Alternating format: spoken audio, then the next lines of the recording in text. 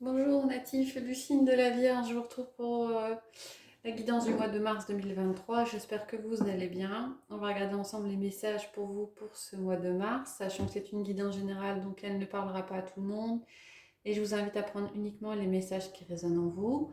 On va regarder les messages généraux avec l'héritage du tarot divin, le défi avec le tarot magique de la sorcière blanche et les messages généraux avec les 77. Puis on regardera la sphère relationnelle, affective, sentimentale avec l'oracle des miroirs et la métisse Love Oracle. Et enfin, on prendra les messages pour chacune des 12 maisons du ciel astral avec le tarot, le Rider-Waite.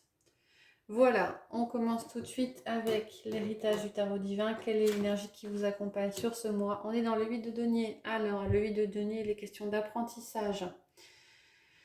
Pas forcément au niveau matériel, au niveau professionnel, ça peut être un apprentissage au niveau spirituel, au niveau émotionnel. En tout cas, vous avancez sur ce point-là ce mois-ci, les vierges. Et le défi, les vents, attention, attention, ça va secouer, attention à... Il y aura une certaine instabilité, ça va bouger, vous allez peut-être être secoué par rapport à votre apprentissage, hein. Il y aura peut-être des obstacles où ça va aller un certain temps, puis ça va plus aller, des découragements. Donc il est question de vous accrocher ce mois-ci par rapport à ça. Alors, les messages généraux, on a... Ok. D'accord. Alors, moi j'ai l'impression que pour certains, alors ça parlera vraiment pas à tout le monde, hein, il y a un recul qui est pris par rapport à ce qui est matériel, comme une élévation, une sagesse, hein. C'est peut-être ça qui est travaillé, hein. C'est le recul par rapport à l'argent, par rapport au matériel, par rapport à qu'est-ce qui est nécessaire, ce dont j'ai besoin ou ce dont j'ai envie.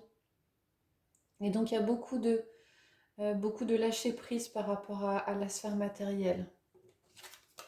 La coupure. Ok. J'avais eu deux cartes.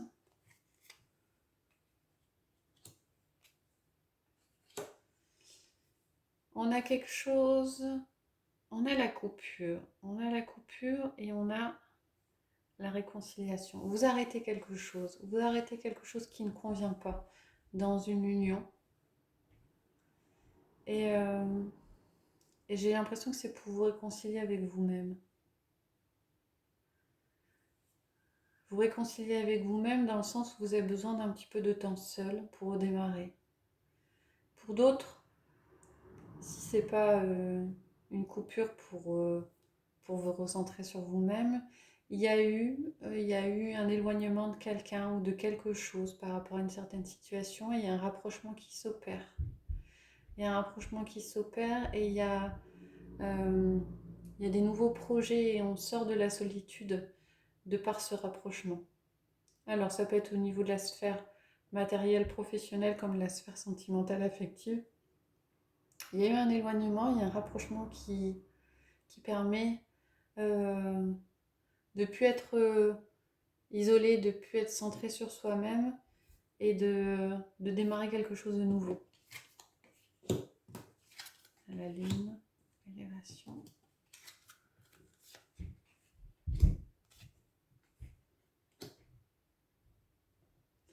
Il va y avoir,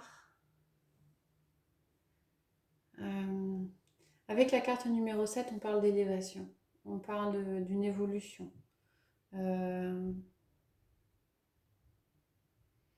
D'une évolution rapide avec la carte de la lune. Une évolution rapide et avec le nom et savoir et connaissance, parce que ces deux cartes-là, en fait, elles sont tombées ensemble. Avec le nom et savoir et connaissance, j'ai l'impression que vous n'aurez pas forcément besoin euh, de beaucoup d'apports pour pouvoir avancer, grimper. Alors, pour certains, ça peut être spécifique à la sphère professionnelle, dans le sens si vous vouliez chercher ou si vous espériez une évolution professionnelle, elle arrivera rapidement.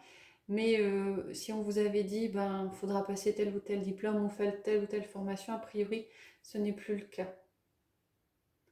Et pour d'autres, il y aura une évolution rapide pas forcément matériel, hein, mais en tout cas qui ne nécessitera pas forcément un apport de connaissances ou une formation particulière. La carte de la victoire, la carte du repos et la carte numéro 13. Il y a une victoire. On a l'impression, moi j'ai l'impression d'une remise en route. Il y a de nouveau des échanges qui se font. Il y a eu un temps de repos, il y a eu un temps de repli. Il y a un redémarrage de machine. Alors il y a la carte du R, c'est la carte de la routineuse, c'est la carte aussi du commerce. Moi j'ai eu l'impression d'échanges, hein, d'échanges qui se font. D'échanges qui se font à nouveau suite à un temps de repos, un temps de repli qui était nécessaire. Hein. Mais on a une victoire, hein. On a la victoire par rapport à ça. Il y avait peut-être une certaine instabilité.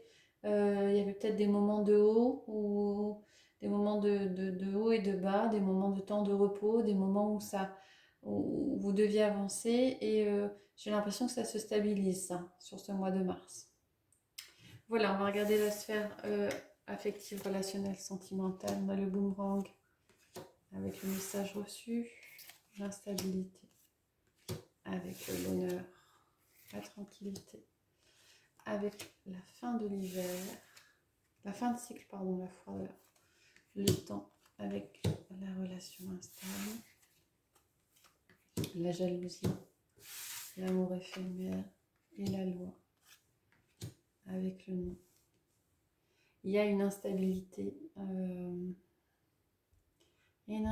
émotionnelle, affective ou relationnelle ce mois-ci. Avec la carte du boomerang et le message reçu, on a l'impression que vous reprenez. J'ai l'impression que vous reprenez en pleine face, hein, c'est les mots qui viennent, hein, c'est les messages que j'ai. Prenez en pleine face quelque chose que vous alliez peut-être provoquer, que vous attendiez peut-être, mais ça vous revient comme ça de façon soudain, de par un message. C'est un retour à l'envoyeur, hein, donc il y a peut-être une action de votre part dans le passé qui fait que là, oups, ça revient. Avec la froideur et la tranquillité, j'ai l'impression qu'effectivement, c'est pas hyper serein dans le sens, on pourrait dire que c'est une fin de cycle. Ouais, c'est vous ne serez pas forcément très serein. Il n'y aura pas trop de la fin de la tranquillité. Ouais, quelque chose qui est assez instable.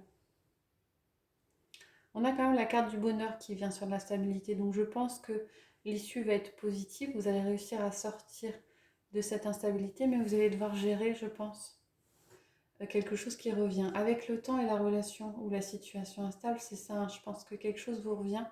Une situation instable vous revient sur ce mois et occasionne des comportements un petit peu médisants. Hein. C'est peut-être une personne avec qui vous avez une relation dans le passé, que ce soit affectif ou sentimental. Hein. Vous avez été en lien avec cette personne-là, ce lien n'a pas duré. Le lien n'a pas duré parce qu'il y avait une certaine instabilité. Alors je ne sais pas si elle vient de vous ou si elle vient de la personne en face, mais en tout cas il y a un retour de ça. Vous avez peut-être essayé de provoquer ce retour-là. Hein.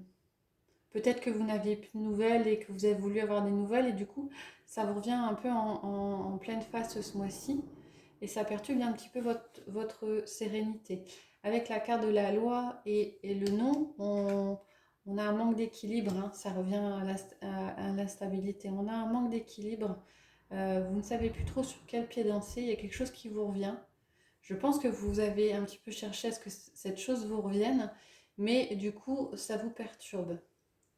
Bon, on a quand même le bonheur qui est arrivé sur l'instabilité. Donc je pense qu'au final, on aura quelque chose qui va réussir à s'apaiser dans le temps, mais il risque d'y avoir un petit peu de haut et de bas. Voilà pour vous. On va regarder maintenant les 12 maisons du ciel astral pour avoir un message pour chacune d'elles. Les messages ne parleront pas à tout le monde. Hein, il y a peut-être des domaines dans lesquels ça vous parlera et d'autres non. On va passer tout en revue. Voilà. Avec une carte du tarot, du Rider-Waite pour chacune de ces 12 maisons. Donc pour les Vierges, pour le mois de mars 2023. On a le 3 de bâton qui s'est retourné. Il est peut-être question pour certains de voir les choses sous un angle différent, de découvrir de nouveaux horizons aussi. Voir les choses différemment. Alors la maison 1, c'est la maison de l'ego, de l'état d'esprit, du mental, de ce qui vous tracasse en ce moment. Vous êtes dans le passé, dans la nostalgie. Hein.